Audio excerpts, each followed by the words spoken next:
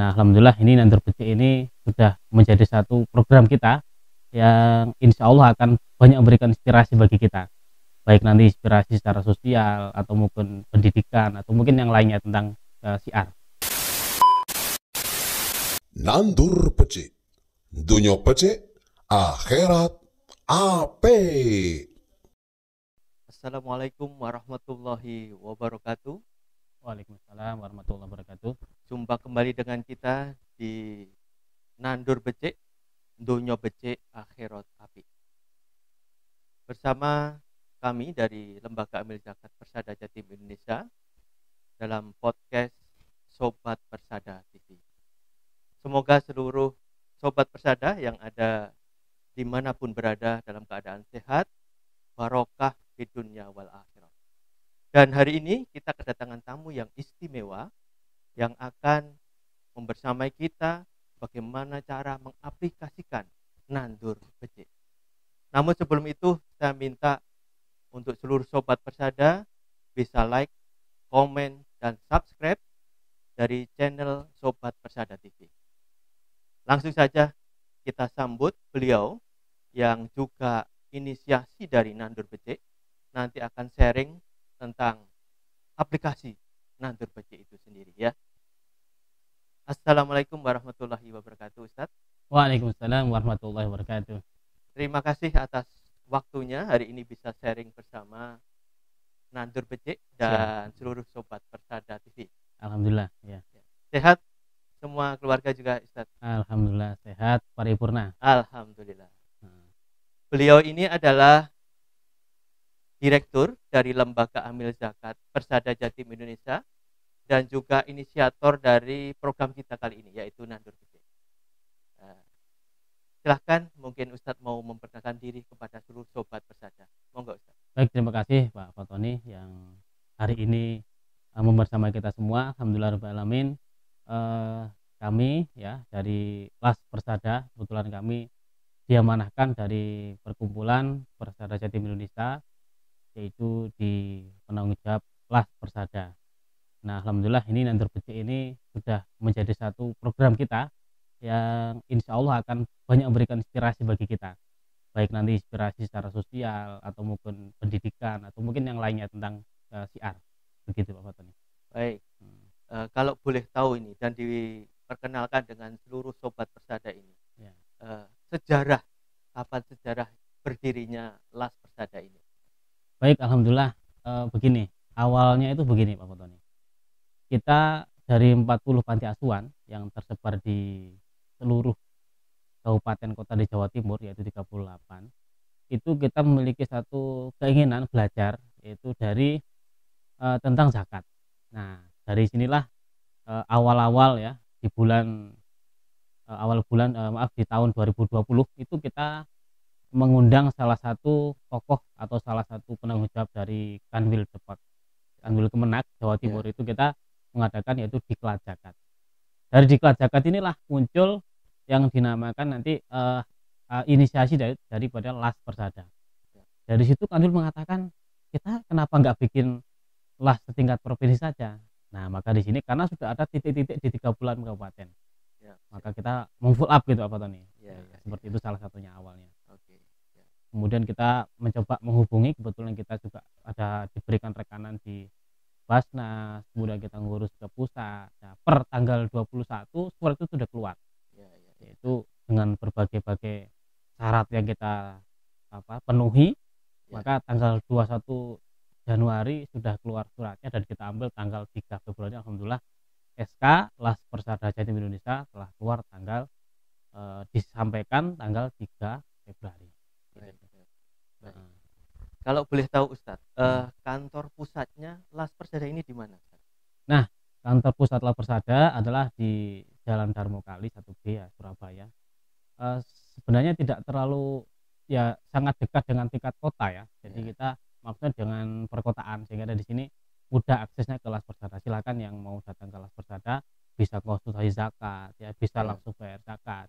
Atau barangkali ada sharing-sharing program gitu ya. Bisa begitu apa Tony? Mungkin sharing-sharing terhadap program sosial. Kita memiliki 40 panti asuhan yang tersebar di Jawa Timur. Ini merupakan MPZ kita. Oh, jadi ada 40 MPZ ya, Ya. Ustadz, di seluruh Jawa Timur ini. Ya, mitra pengumpul zakat. Oke, Seperti itu.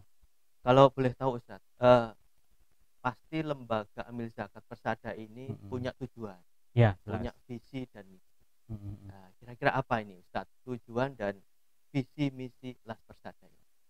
Oke ya, untuk visinya ini menjadi lembaga amil zakat yang terpercaya. Jadi kenapa kita mengusung visi ini?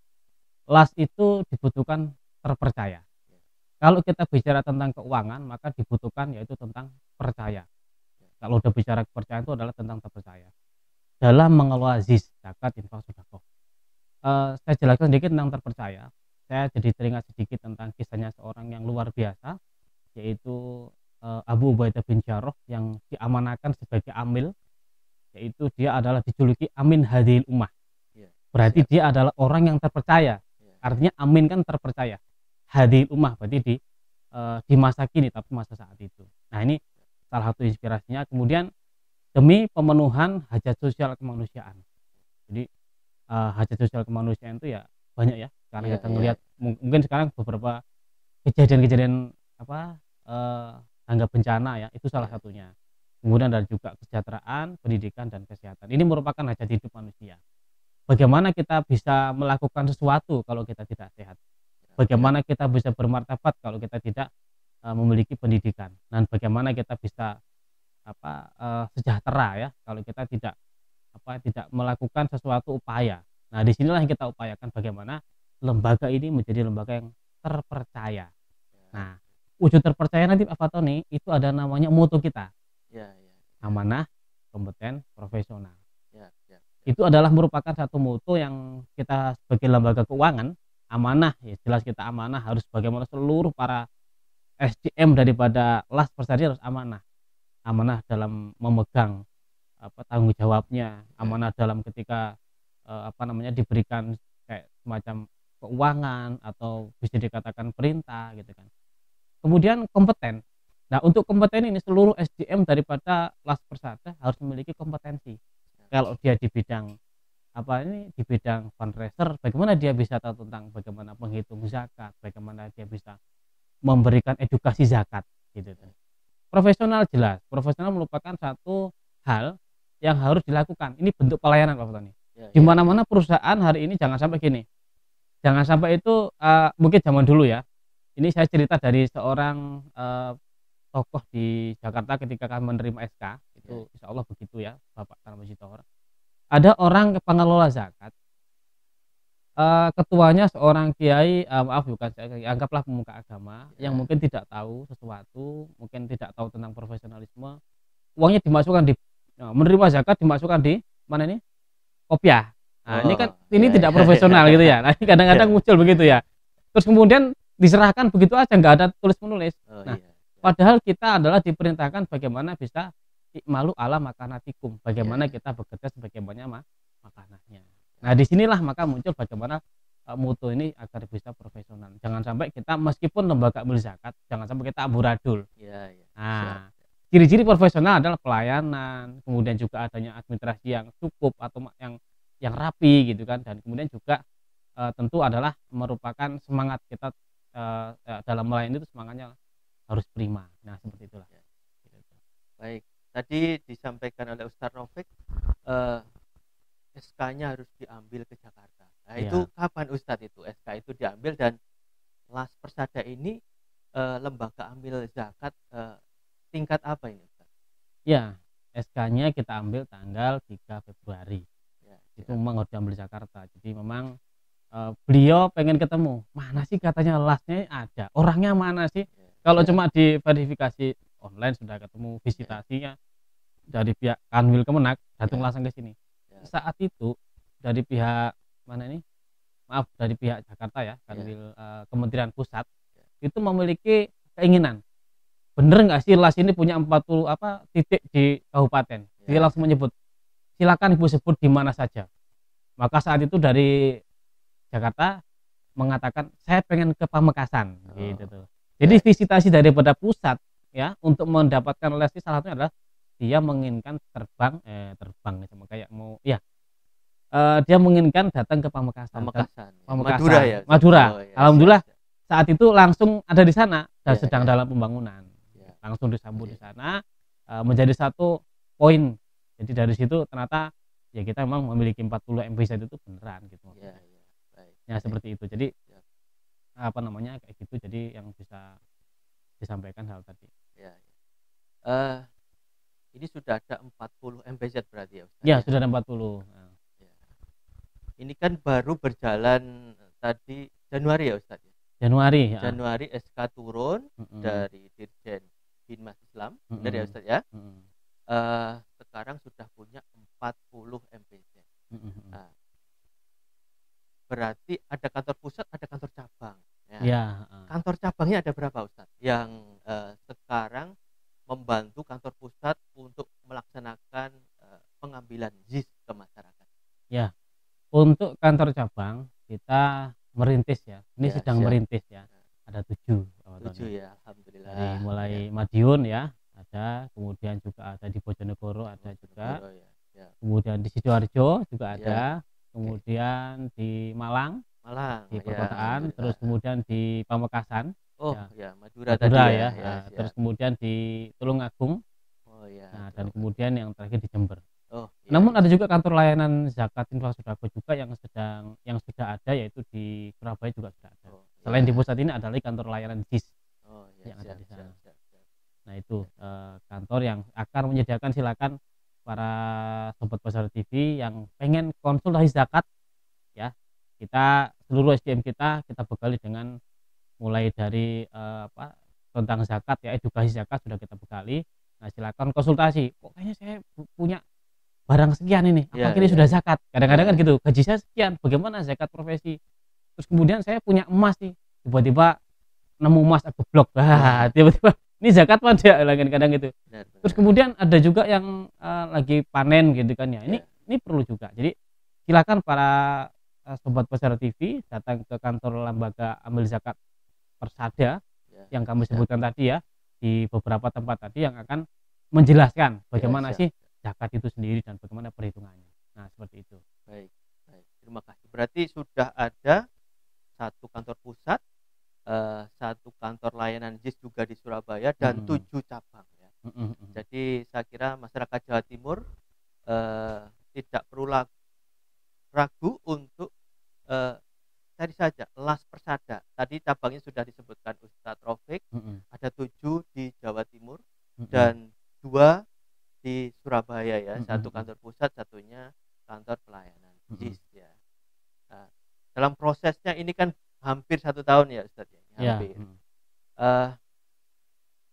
Bekerja sama atau mitra dari Las Persada ini siapa aja Ustadz? Baik ya, mitra tentunya akan mendukung kita ya Pak Tony. Kayak semacam mungkin kegiatan kita, terus kemudian terkait dengan suksesnya acara ini, acara-acara. Yang pertama bisa dari beberapa pemerintah ya. Nah, maksudnya pemerintah yang ada itu juga mendukung support kita. Itu terutama di sini ada Kanwil Kemenak Jatim, itu beliau sangat bimbing kita gitu. Jadi kita mau contohnya kita mau melaporkan Basnas ya, termasuk Basnas, kita komunikasi. Terus kemudian ada juga di MUI itu juga suka support kita ya, Majelis Ulama Indonesia tingkat Jawa Timur ya. Terus kemudian juga ya kaitan dengan pemerintah tadi Basnas ya, itu juga bimbing support kita. Dan ada juga yang swasta Pak Fatoni ya. Swasta ya. Jadi kayak yang support kita itu banyak ya, mulai dari Bank Jatim. Oh iya, Bang, kerjasama dengan Bank Jatim. Kemudian ada juga PT Talenta Sukses Mulia. Ada juga kita support mitra-mitra kita dari lembaga koperasi serba usaha syariah Surabaya atau kita Sekot Kosuha. Dan juga beberapa lembaga-lembaga yang support kita mulai dari pemerintah, dinas sosial. Oh iya. Jadi kita saling support, termasuk kita ini juga di samping itu ada kayak semacam donatur yang komunitas ya. Nah ini juga kita sangat kerjasama, sangat informasi kita sangat telurkan, kita transparan Pak Tony. Jadi kita siapa yang mau bersama kita silakan. Baik. Seperti itu. Ya. Mungkin para sobat Persada itu pengen tahu, ingin memberikan zakat infak sedekah ini apa sih program Las Persada? Apa aja Ustadz nih programnya Las Persada ini. Iya, iya. Ya. Jadi begini Pak Tony. Program ini merupakan apa ya? Sesuatu yang kita siarkan ya. Yang salah satunya adalah namanya Wali Yatim. Wah, Wali Yatim. Ya. Siap. Wali Yatim ini adalah program, salah satu program unggulan kita, di mana kita akan memberikan kepada anak yatim kesempatan untuk bisa menyiapkan masa depannya. Nah, melalui apa? Program Wali Yatim. Jadi nanti donatur itu akan mentransfer langsung ke rekening yatim. Oh, Jadi seluruh langsung ya? seluruh anak yatim kita bikinkan rekening. Anak yatim kita sekitar 5.000 sekian. 5.000 Ya, luar biasa. sebar di seluruh Jawa Timur ya. Alhamdulillah. Nah, itu program ini nanti silahkan para wali yatim langsung mentransfer ke rekening yatim langsung. Nah, nanti pada saat sudah usia sekitar 18 tahun baru mereka akan diambil untuk persiapan masa depan mereka. Gitu Jadi ya. bagaimana program ini juga salah satu bentuk bagaimana kita juga mengamanahkan ya, amanah terhadap harta yatim. Nah, itu adalah wali yatim salah satunya. Kita juga bisa mengangkat program-program yang ada di panti asuhan Pak Faton. Jadi kita ini panti asuhan ada 40. Ini di bawah kita itu ada 40. Itu kita berikan satu support Pak Faton nih. Kadang-kadang ada yang butuh dipan. Kadang-kadang ada yang butuh kayak pembangunan ya. Batu bata, semen, macam-macam. Lah itu silahkan juga, itu juga merupakan program yang kita juga langsung salurkan ke sana. Karena pembangunan itu hari ini ya terus di beberapa tempat silakan nanya, saya pengen bantu di panti asuhan mana? Bisa seperti itu. Di seluruh kota di Jawa Timur. Seluruh kota Jawa Timur ada. Nah, siap. silakan panti asuhan ya. Terus juga ada tangga bencana. Tangga bencana ini kadang kita kemarin ke berbagai tempat yang ada di Indonesia memiliki terkena bencana. Ya, kita juga tergabung juga di Forum Zakat.